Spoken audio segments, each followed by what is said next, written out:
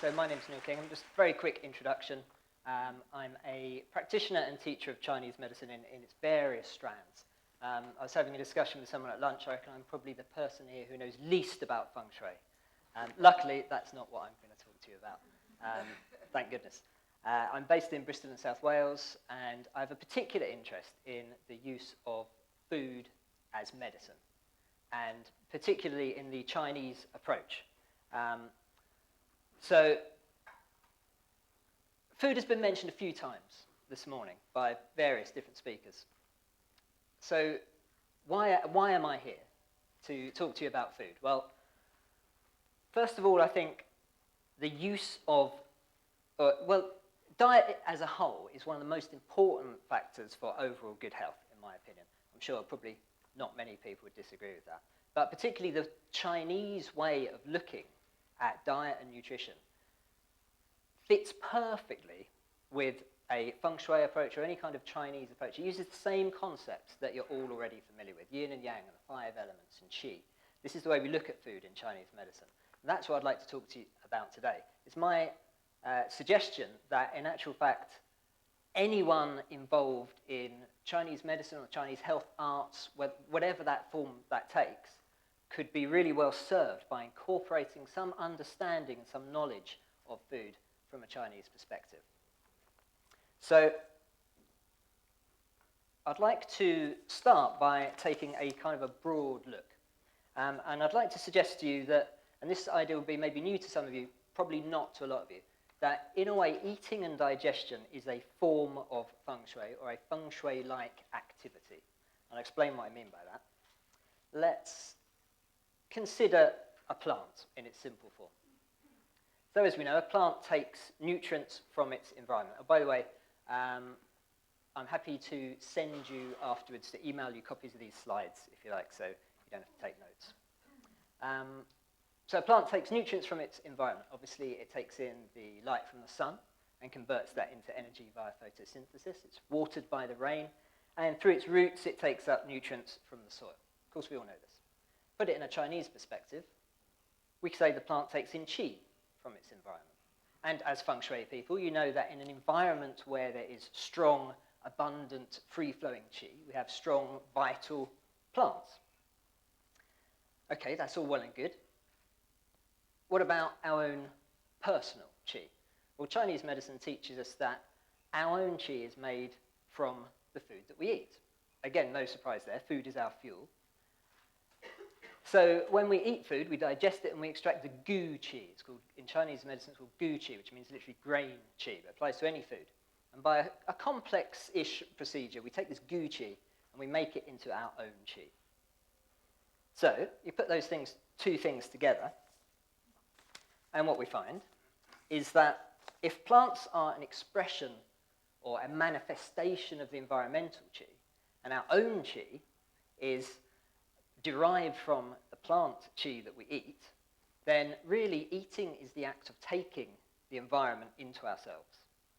So if Feng Shui at one basic level is the study of the environmental qi and how it affects our own qi, I'd like to suggest that eating is just one way that happens. Does that make sense? Cool. And the same obviously is true with meat. One extra step in the chain. Animals eat plants and then we eat the animals. Same point applies, just a slightly longer chain.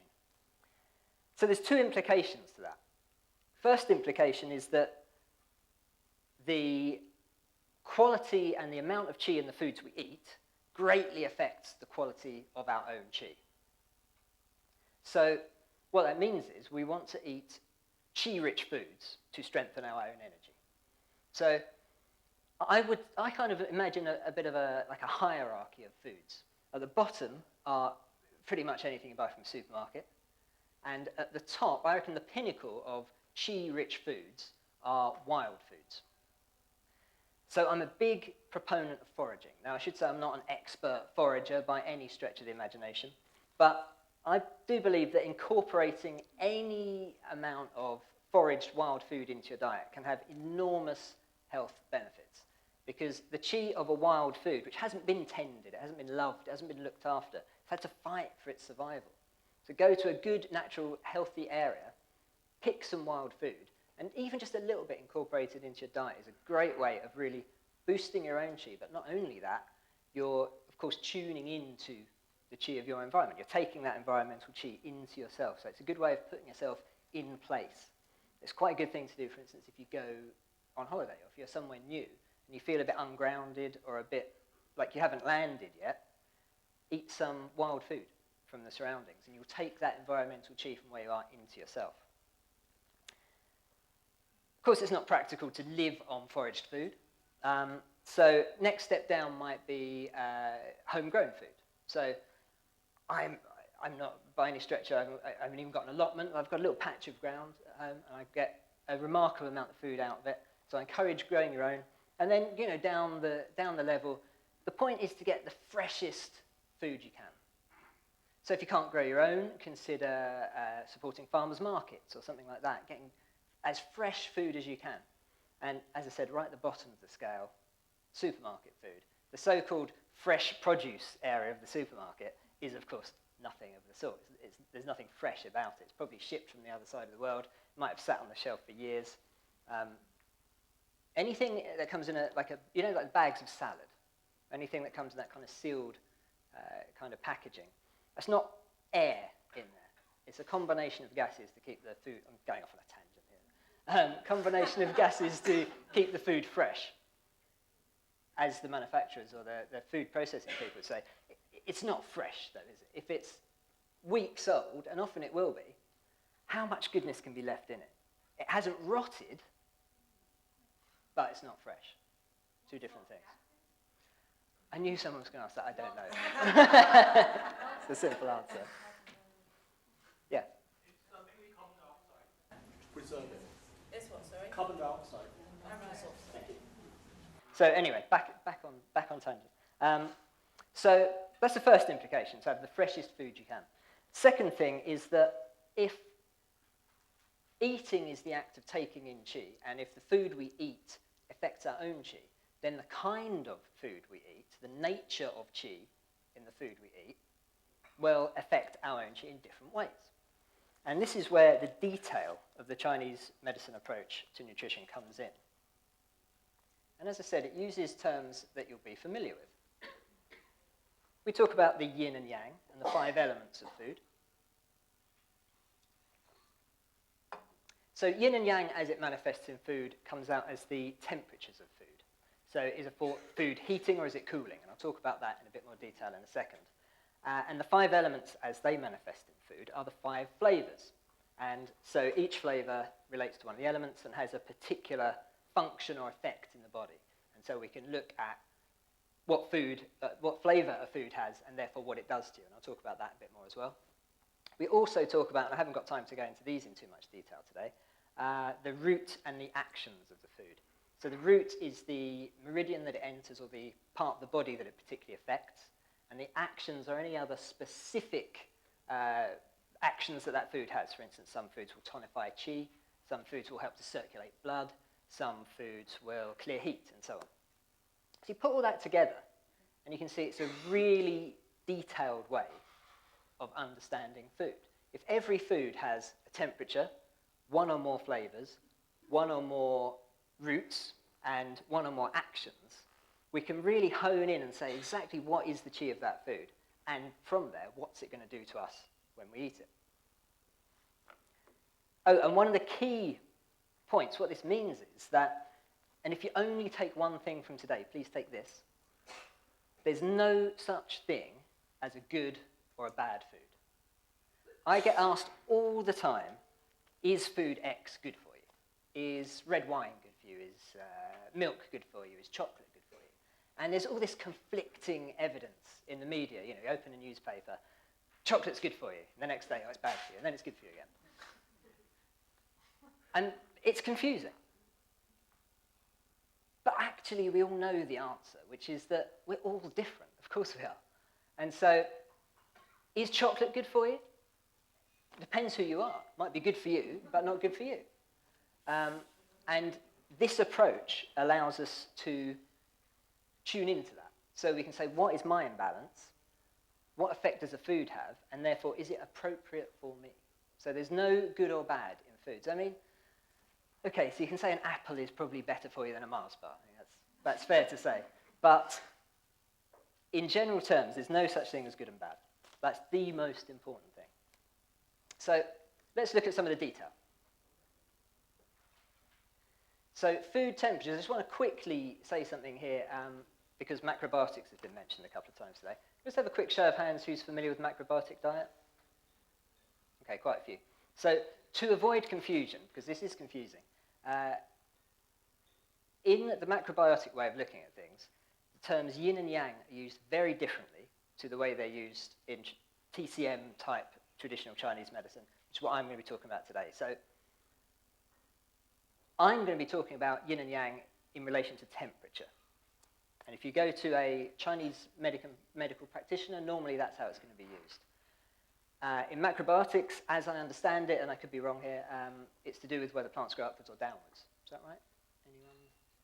Well, maybe not. But anyway, point is it's used differently. So if you read a book about macrobiotics or something, you see the terms yin and yang, just understand that a different meaning is given there. So I'm talking about the temperature of food. So we arbitrarily divide foods into 5 categories: hot, warm, neutral, cool, and cold. And what that describes is the effect of the food on the body when you eat it. So obvious example is a chili pepper. Chili pepper has a hot energy, right? You eat it, you get hot. Simple. And that's the energetic temperature. That's the energetic nature of that food, which is different to the physical temperature. You could take a chili pepper out of the freezer, and it's cold to the touch, but you eat it, it still makes you hot, because its energy hasn't changed. So its physical temperature is cold, energetic temperature is hot. And on the whole, most things are the kind of temperature that you'd imagine they are. So I've put a few examples on the slide here. I said chili peppers. In fact, most spices, all members of the onion family, garlic, all those things are warming. Makes sense, warm or hot. Spirits, alcohol, is hot. And again, that kind of makes sense. You know, you drink some whiskey or something, warms you as it goes down. But not only that, think of the stereotype of a heavy drinker of spirits. Red face, maybe the drinker's nose, you know, the red nose. Maybe a bit angry. Well, that's the heat. The heat's bringing redness and the heat's stirring up the emotion. Meat tends to be on the warm side. Chicken there. It varies a little bit, but tends to be warming, most meat. Vegetables vary an awful lot. So the cabbage on the slide, that's neutral. But, you know, there's lots of different kinds of vegetables, so quite a lot of variance in most veg. Interestingly, staples tend to be neutral. So rice and potatoes are both neutral. So what that means is they neither heat you up, nor do they cool you down. And so they're perfect as staple foods. They're ideal to form a large part of the diet because they're not going to send you in one way or another. They're suitable for everyone. Most fruit tends to be on the cooling side, and particularly tropical fruit, very cooling or cold. And again, makes sense, doesn't it? It's tropical fruit because it grows in a tropical location where it's really hot. So to counterbalance the heat of the environment, people who live there need to eat cold foods. So most tropical fruit is cold. And most salady kind of things, lettuce and tomatoes, also cool and cold. Again, I think most of that is kind of obvious. There's some foods which don't necessarily do what you think. The example I always give is trout. A slightly obscure food. Trout is considered very heating. Yeah, kind of weird. So there's a few little weird ones, but on the whole, it kind of makes sense. So how do we use that information? What good is that? Well, first of all, this is Chinese medicine, and so it's about balance, of course. So for general healthy eating, what you want is a balance of temperatures. You don't want too much heating food and not enough cooling. You don't want not enough cooling, too much cooling and not enough heating. So it's important to include a balance in your diet. But we can make deliberate adjustments one way or the other. So one of the ways we can do that is seasonally. So in the winter, of course, it's the cold time of year. So it's quite appropriate to include, on balance, slightly more warming foods. So for instance, a little more spice and not so much kind of salads and things, which you probably don't feel like anyway in the winter. On the flip side, in the summer, it's hot, apparently. I've heard tell of warm summers. If we get a nice warm summer, then we need to counterbalance that heat. And so, on balance, good to eat slightly more cooling foods. Now, It's always balance is the key. So I'm not saying you should massively have loads of cool and cold foods in the summer and completely avoid hot foods. Variety is always important. Getting a broad range of foods is always important. But we can tilt it one way or another. Another thing we can do is we can tilt constitutionally. So if you can easily identify with being a hot or a cold person, then you can adjust your diet appropriately. So you know how some people are always taking off jumpers, opening windows, and wear shorts all year round? Obviously, that's a hot person. On the other hand, some people are always putting on jumpers, closing windows, cold hands and feet, and sitting under blankets. So some of you are like, that's me, that's me.